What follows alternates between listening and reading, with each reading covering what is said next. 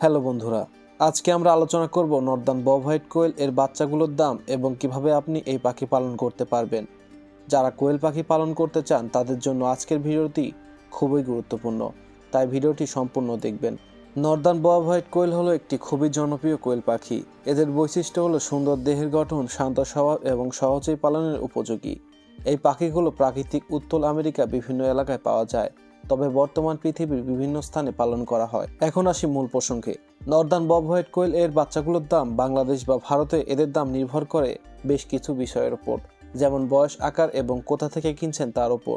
সাধারণত একদিনের পুরনো কোয়েল পাখির বাচ্চাগুলোর দাম 2 থেকে 3 হাজার টাকা।